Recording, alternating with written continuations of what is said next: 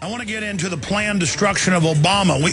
We told you this would happen in the Obama deception when he had an 85% approval rating, but now the Democrats are getting ready to flush him down the political tubes because they want to give you a new puppet. And on the right, we have Rick Perry to save us. Total theater. But, you know, people are getting wise to these puppets quicker and quicker. So we'll get Ed's view on that coming up in the next segment. Get into Gardasil that I'm doing a big special report on in the next hour and on the nightly news tonight, 7 o'clock Central. Again, legend Ed Asner joins us of films like JFK, TV, Mary Tyler Moore. One of the best films, I think, is he's one of the main voices in the movie Up. Does an incredible job. This is a short segment, Ed, but we're going to come out of break and play a few minutes of the special presentation you did for architects and engineers. But, wow, they have really put on an amazing case. What do you think the biggest smoking gun of 9/11 is? Well, Building 7. Building 7 being brought down without having been damaged to that extent. Now, am I still on? Yes, sir. If you know, the amazing thing about 9/11 in its totality is that this greatest country in the world with the greatest, strongest defense in the world had this horrendous obscenity done to them on 9/11. So we supposedly had gatekeepers, watchmen protecting us. Why has not one single person been punished for the flaws that occurred in 9/11? I mean, there is no guilty person in America, is there? They made the Japanese prime minister resign. The heads of Tokyo Electric, heads rolled in Japan. Some people committed suicide over it. Yeah. But here they got promoted for standing down, Ed. Doing a great job, Brownie. Yeah, FEMA. Mm-hmm. So what does that tell you? I guess they're doing the job they want. I think that they want to make sure nobody shoots their mouth off. And if eventually they do, then they'll probably end up dead. Well, that's another good point. Building 7 is for me the big smoking gun. You've done this great presentation that's at the Architects and Engineers for 9/11 Truth site. I mean, just incredible, big-time architects now. Major skyscraper architects are now going public, as you know. Yeah, yeah. Physicists, engineers, architects, 1,500 of them. And are these all fools, these highly educated people? They may not be the leading architects in the country, but, boy, they sure are aware of the conditions of 9/11.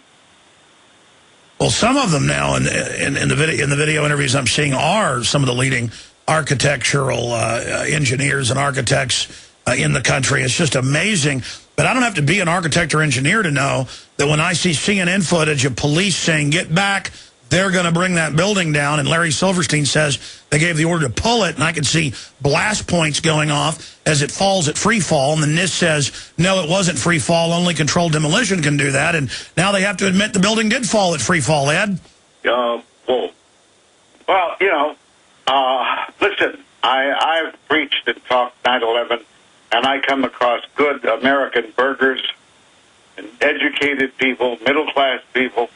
And when I bring up 9/11, they don't want to know that the emperor has no clothes. They don't want to know that there is no Santa Claus.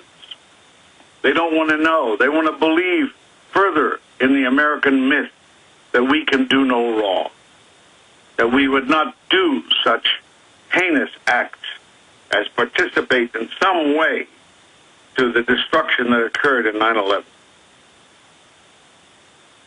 Well, now we learn that Anwar al-Awlaki, 2 weeks after 9/11, when he was on the most wanted list, number 3 in Al-Qaeda, was meeting secretly at the Pentagon with the Secretary of the Army, Ed. Oh, really? I didn't know that. Yeah, that's even in Associated Press. Came out a few months ago, but didn't really get any attention. That's pretty suspicious. Well, do people even wonder why Osama bin Laden was not on the FBI wanted list for 9/11? Do people even realize that? Every time I mention that, I get emails saying, I didn't believe you and went and looked, and they find out it's true. He was never on it. Let's talk about that when we come back. A short break, long segment. We're going to come back from break, play a few minutes of Ed Asner's intro video, Ed Asner on Building 7. And then we're going to go right back to Ed and start breaking down some of the other facets of 9/11, the whole bin Laden fable. Then we're going to look at the two-party dictatorship in America and where Ed sees this country going. There's now even Mayor Bloomberg's talking about riots.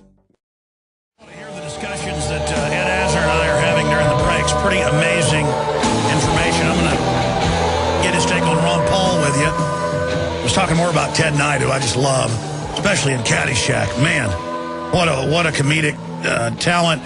Also, we're going to play a short clip of this video. It's like 15 minutes long. It's at Architects and Engineers for 9/11 Truth's website. It's also up on Infowars.com. We posted it last week. I'm going to get it reposted so that everybody can find it easier. 911 Families, Architects and Engineers for 9/11 Truth, narrated by Ed Asner. Here's just the first minute of it. Throughout the ages, architects and engineers have designed and built the great structures that have made our world and withstood the test of time. Hi, I'm Ed Asner. Welcome to Architects and Engineers. Let's look now at modern steel frame buildings. This is the Empire State Building, a marvel of modern architecture. It was built to last. Architects and engineers of today use computers to design and engineer buildings that will endure the forces of nature, such as earthquakes, fires, and hurricanes. This modern skyscraper was also built to last. Building 7. We've seen buildings completely destroyed like this before, but only when done intentionally. Only when done intentionally. You got to go watch it. Some of the most powerful 9/11 truth information I've ever seen, and we just appreciate Ed Asner having the courage and the will to do what he does. Just amazing, and undoubtedly reaching millions of people, because if we don't expose false flag terror, the military-industrial complex is going to continue to stage these cold-blooded events to completely overthrow our republic. Ed, you were finishing up with Osama bin Laden and the fact that he was never on the most wanted list. And then what did you think of the report that Obama had him killed, and then the Navy SEAL helicopter blows up? Our intel was they blew the SEALs up on the ground. We predicted they'd have a crash with the SEALs on it later. That indeed happened. Why would they do that? To get rid of the witnesses, because the report is bin Laden was not in the building. Really? And was already dead, yeah. Oh, my God. Well, I'm too busy with 9/11 to pursue that crime. No, I understand there is too much. Any other points on 9/11 truth that you think are central for people to look at? I think that, does anybody wonder why there are no black boxes from any of the planes? Has anybody seen the black boxes? Has anybody seen the various TVs that were on in the various stores at the time of the Pentagon, and why all those security cameras product was confiscated? Nobody's seen that. The stench in the cover-up of all the acts that took place on 9/11 are so enormous, people just feel too small and refuse to tumble to the fact that there was complicity in this country in terms of the carrying out. It was not a perfect threading of the needle that 9/11 took place. There should have been some exposure, some talk, somebody. And I understand that the 9/11 ceremonies in New York, that they did not even have the first responders make an appearance there. Is that true? Yes, sir. CNN Fox News, AP, all reported it. When I first saw it a month ago, I didn't believe it and told my guys, let's go pull some more articles up. And it was confirmed, and then there was a statement by Bloomberg, and then we learned a White House memo that they did not want them there because they know they're angry about the asbestos dust and Bush covering that up when he knew it was deadly, and the head of the EPA, and also that so many of them are 9/11 truthers that it would be embarrassing. Yeah, that's too bad, isn't it? Yeah. Too goddamn bad.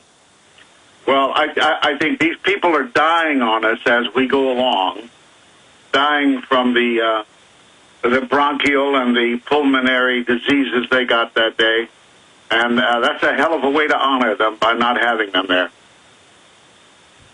So, I've got nothing but negatives. I find that an 18-foot hole at the Pentagon in the least occupied section of the Pentagon by a pilot who could not fly at all, hardly, could never have engineered a total U-turn so that he could hit his plane into that particular section of the Pentagon. It's all such hokey make-believe, and our people keep buying. Well, I know that when you've gone public, some of the media has demonized you. Martin Sheen questioned Building 7. They tried to demonize him. Bill O'Reilly shook his finger at the camera and said, you better watch it. It's total gangsterism by these people trying to intimidate folks. And now we've had Cass Sunstein at the White House. His memos, of course, have been made public where he said they want to infiltrate 9/11 truth to inject false information to discredit us. If it was just hokey, and if Ed Asner was wrong, and if Andres von Bülow, the former German defense minister, was wrong, and the former Italian prime minister was wrong, and president was wrong, if all these scientists were wrong, and all these fighter pilots were wrong, and all these police officers that said there was a countdown, and they blew up Building 7, and BBC reported that it was going to fall before it fell. Yeah, I mean, if all that evidence is just bunk, then why would there be government programs covertly trying to demonize us, Ed? Well, I haven't, I felt like a demon for a long time, so I haven't felt any new trust. I was on O'Reilly a few months ago, and he treated me like a king. He was very nice to me. Now, I'm talking about years ago when they were really getting scared of 9/11 truth. There was some demonization and some attacks on Fox and other channels, and they would mention 9/11 truthers. I remember you being mentioned amongst them. So, yeah, that just, I think, shows a little bit of the fact that it is just showmanship on their part. Well, even the liberal commentators, Bill Maher won't even touch it. He runs from it. They don't want. They're afraid they'll look like fools if they engage in it or be demonized. And I guess when they're up that high, they can be demonized, and it can have an effect. But that shows how much courage they've got.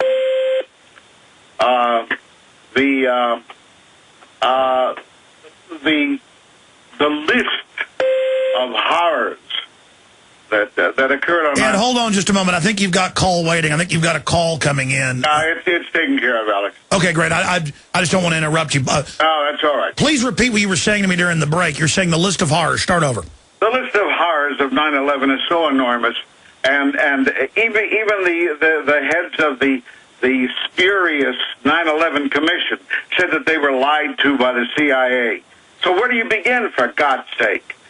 My feeling is that the corruption and the lies that we've been fed have reached such an enormous extent. The military lies, the congressional lies, the presidential lies, the corporate lies, that the level of corruption is of such an extreme nature. I think what the comment I said to you is that I think unless we bomb the city, we can't save it. So we've got to bring down to a level of clear understanding and begin again. And I don't know how much destruction that entails, but we need a change in this country. Certainly a third party of healthy proportions would help.